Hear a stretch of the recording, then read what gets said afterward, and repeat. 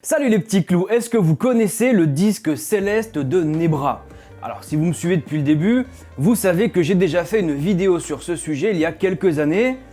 Mais bon, c'est une vieille vidéo, incomplète et pas assez sérieuse qui aurait besoin d'être refaite. Et surtout, il s'est passé 2 ou 3 trucs entre temps que j'aimerais vous raconter.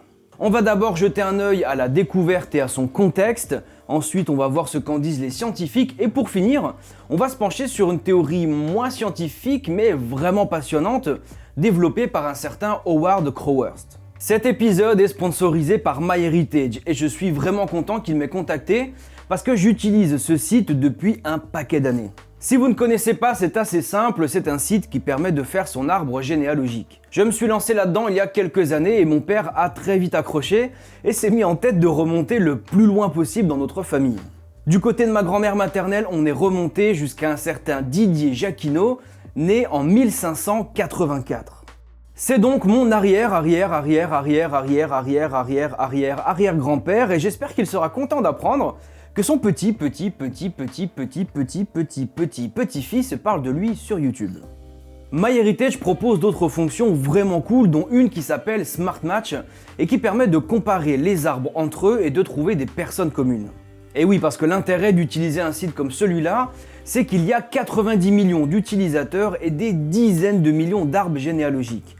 Le site les compare entre eux et vous propose des personnes qui sont censées aller dans votre lignée familiale, et ensuite à vous de faire vos petites recherches et de valider ou non les propositions qui vous sont faites.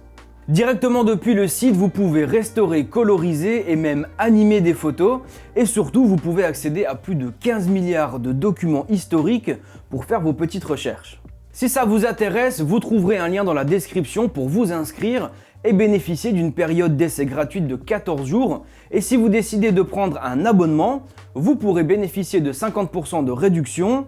Et maintenant, occupons-nous du disque de Nebra.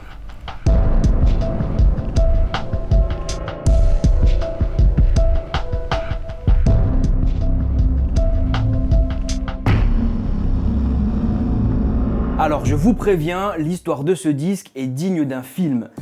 Enfin pas d'une grosse prod américaine, mais plutôt le téléfilm de France 3 quoi, c'est déjà pas mal. Juillet 1999, 2 chasseurs de trésors du nom de Henri Vespal et de Mario Renner prennent leur détecteur de métaux, quelques outils et se rendent non loin d'une petite ville allemande avec un nom un petit peu chiant à prononcer, mais comme j'ai fait allemand LV1, ça va. Il s'agit de Nebra-sur-Unstrut, plus précisément sur la colline du Mittelberg, située à 4 km du village. Il tombe sur une petite fosse dans laquelle il trouve le disque, mais pensant que c'est un vulgaire couvercle, il le balance et continue de fouiller. C'est après avoir trouvé 2 glaives avec les pommeaux ornés d'une fine bague en or que Laurel et Hardy commence à se dire que finalement le couvercle a peut-être un petit peu de valeur. Bon, comme ce sont 2 amateurs, ils ont sorti tout ça à grands coups de marteau et ils ont un petit peu abîmé la pièce. Ce qui est intéressant avec cette fosse, c'est qu'elle est creusée et renforcée par des pierres, ce qui laisse penser qu'il s'agirait d'une chambre à offrande, et si c'est offert aux dieux, c'est probablement que ça a une grande valeur. Les 2 pilleurs ignorent évidemment l'importance de l'objet qu'ils ont dans les mains et arrivent à le vendre sur le marché noir de Cologne pour une valeur de 31 000 Deutschmark, ce qui fait un petit peu moins de 16 000 €. Le mec qui a acheté le disque commence à le nettoyer à la paille de fer et bousille toutes les incrustations en or. Ensuite, il essaie de le vendre à 2 musées qui refusent son offre, et grâce à un intermédiaire, il arrive à le refourguer à un collectionneur pour la jolie somme de 200 000 Deutschmark, un peu plus de 100 000 €. Le disque va rester dans les mains de son nouveau propriétaire quelque temps, et en 2001, Wilfried Mengin, le directeur du musée préhistorique de Berlin, montre une dizaine de photos à Harald Meller, l'archéologue en chef de la région de Sachsen. Ces photos sont celles que lui avait données le premier revendeur lorsqu'il avait essayé de vendre le disque à ce musée, et selon ses dires, il en avait réclamé 1 million de Deutschmark, un peu plus de 500 000 €. Il se fait pas chier le mec. Harald Meller voit tout de suite qu'il s'agit de quelque chose d'important, déjà de par les objets qu'il voyait, c'est-à-dire les bracelets, les haches, etc. Et surtout, il comprend assez vite que ce disque est probablement une carte du ciel. À partir de ce moment-là, on passe du téléfilm de France 3 au film d'action du dimanche soir sur M6. Attention les yeux. Harald Meller, l'archéologue en chef, prévient la police et commence à monter toute une opération pour retrouver le disque d'une part, et surtout, les deux traînent la Grolle du début de l'histoire pour qu'ils puissent leur montrer le lieu de la découverte, les circonstances, etc. Bon, globalement, les propriétaires successifs de ce petit trésor ne sont pas des lumières et la police les retrouve assez rapidement.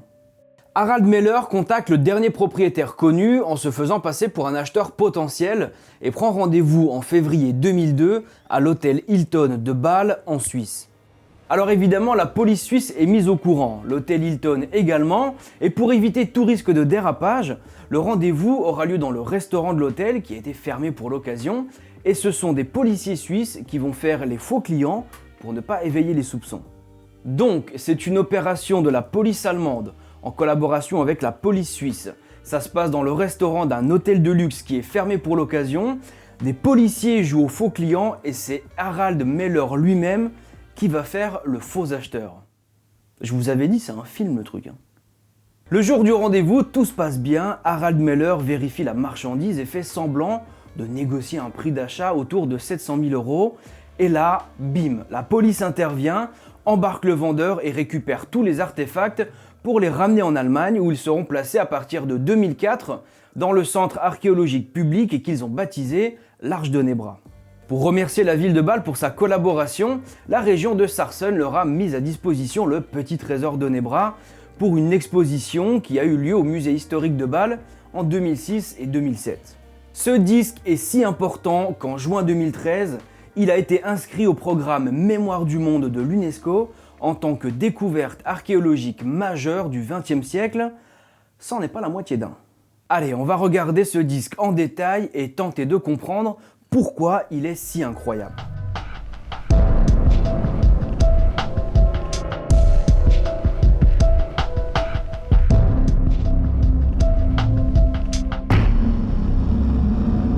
Le disque mesure environ 32 cm de diamètre, il pèse à peu près 2 kg, la base est faite en cuivre recouvert d'une patine et les petits éléments sont en or. Il a été daté au carbone 14 avec les autres éléments découverts sur le site et on estime qu'il a été fabriqué entre 1600 et 1560 avant Jésus-Christ. Ça fait une petite fourchette de 40 ans qui place cet objet dans l'âge du bronze. Les scientifiques ont également fait une analyse par fluorescence au rayon X pour déterminer l'origine des matériaux et c'est très intéressant parce que le cuivre vient de la ville de Bischofshofen en Autriche et l'or vient de la rivière Carnot sur la pointe sud-ouest de l'Angleterre. Suite à la découverte, qui semblait tellement incroyable, il y a eu quelques contradicteurs qui affirmaient que c'était un faux moderne. Il y a par exemple le professeur Peter Schauer de l'université de Regensburg qui affirma que la patine verte sur le disque avait probablement été créée en atelier en utilisant de l'acide, de l'urine et un chalumeau. Il a également déclaré que les trous autour du disque étaient trop parfaits pour être aussi anciens et qu'ils avaient été faits avec une machine plus ou moins moderne. Et récemment, il y a eu une affaire un petit peu curieuse dans le monde scientifique. Rupert Gebhardt, professeur de proto-histoire, et Rüdiger Krause, professeur de préhistoire, ont fait un article en 2020 pour expliquer que la datation était fausse et qu'à cette époque-là, les connaissances n'étaient pas suffisantes pour créer un disque comme celui-là. Selon eux, il daterait de l'âge du fer, entre 800 et 50 avant Jésus-Christ, et dans leur article, je trouve qu'ils sont un petit peu taquins. Pour reprendre leurs propos, ils disent que leur observation et leurs conclusions rendent obsolètes toutes les interprétations astronomiques précédentes. Voilà, je trouve ça un peu... tu sais, c'est un peu... voilà. Quelques mois plus tard, un collectif de 13 spécialistes leur tombe dessus pour dire que c'est plus ou moins des débiles quoi. Enfin ils l'ont pas dit comme ça évidemment, mais voilà, ils ont dit que leurs homologues avaient utilisé des documents de manière sélective en ignorant un nombre substantiel de publications. Voilà, ça veut dire la même chose mais en moins frontal quoi. D'ailleurs j'ouvre une petite parenthèse parce qu'il y a un truc qui me chiffonne un peu. Je ne suis pas scientifique et j'ai plutôt confiance en la science, mais comment c'est possible ce truc ? À la base, il y a des spécialistes qui datent le disque, lui trouvent une fonction, etc. Et quasiment 20 ans après, il y a deux autres spécialistes qui débarquent et qui disent plus ou moins, voilà, c'est de la merde, nous on dit que ça date de 1000 ans après, et comme on a raison, tout ce qui a été dit avant, c'est faux. Voilà, alors, évidemment, ils ne l'ont pas dit comme ça non plus.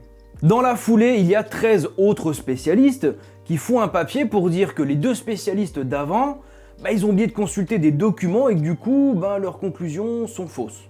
Putain mais sérieusement? Parce que les deux mecs qui ont essayé de dézinguer le disque de Nebra, c'est pas des plombiers les mecs, hein. Rupert Gebhardt, il est directeur de la collection archéologique de Munich et professeur de proto-histoire à l'université de Munich. Et Rüdiger Krause, il est professeur de préhistoire à l'université Goethe de Francfort.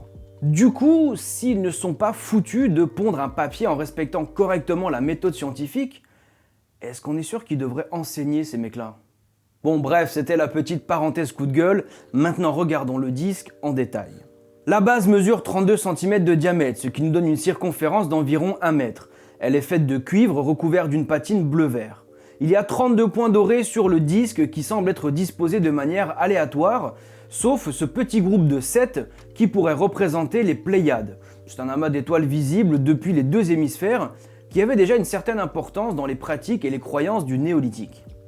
Ici, on a un croissant pour figurer la Lune. Ici, un cercle qui peut représenter le Soleil ou la pleine Lune. Et en bas, une forme qui n'a pas été véritablement interprétée. Certains parlent de barque solaire, mais ça fait appel à la mythologie égyptienne ou à la mythologie nordique. Bref, ça n'a pas encore été bien interprété. De chaque côté du disque, il y a des arcs qui forment un angle de 82 degrés, ce qui correspond aux directions des points extrêmes des levées et couchers du Soleil pour la latitude de Nebra au solstice d'hiver et d'été. Je sens qu'on va avoir besoin d'une petite illustration. Mettons-nous face à l'horizon. Prenons le disque et plaçons les arcs horizontalement. Inclinons-le vers l'avant et considérons que nous sommes bien alignés sur l'est. À l'équinoxe de printemps, le soleil se lève plein est et se dirige vers le nord pour atteindre le solstice d'été le 21 juin. Ça nous donne une première diagonale. Ensuite, il repart vers le sud, repasse par l'est au moment de l'équinoxe d'automne et arrive au solstice d'hiver aux alentours du 21 décembre et nous donne une deuxième diagonale. L'angle formé par les positions du soleil au solstice d'hiver et au solstice d'été est de 82 degrés à la latitude de Nebra. Ça veut dire qu'on peut repérer le début de l'hiver et le début de l'été grâce à ce disque. Pour finir la présentation, on peut observer 39 trous répartis de façon plus ou moins égale sur tout le tour du disque, et chaque trou fait plus ou moins 3 mm de diamètre. Alors ça peut paraître anodin, mais en fait ça ne l'est pas, parce que faire 39 trous sur un cercle, c'est pas évident parce que c'est un nombre impair.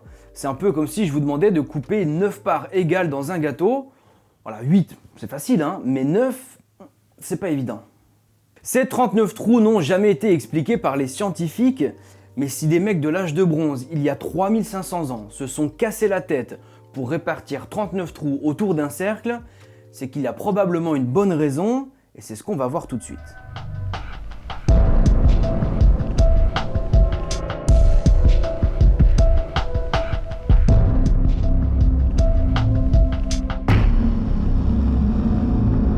Toutes les observations qui vont suivre sont issues d'un petit livre écrit par Howard Crowhurst.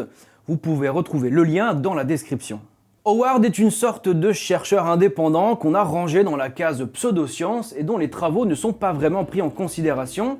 Et c'est dommage, parce que concernant le disque de Nebra, il a fait des observations ultra pertinentes, pendant que l'équipe de spécialistes là-bas était en train de se battre à coups d'articles scientifiques pour savoir de quand était daté l'objet.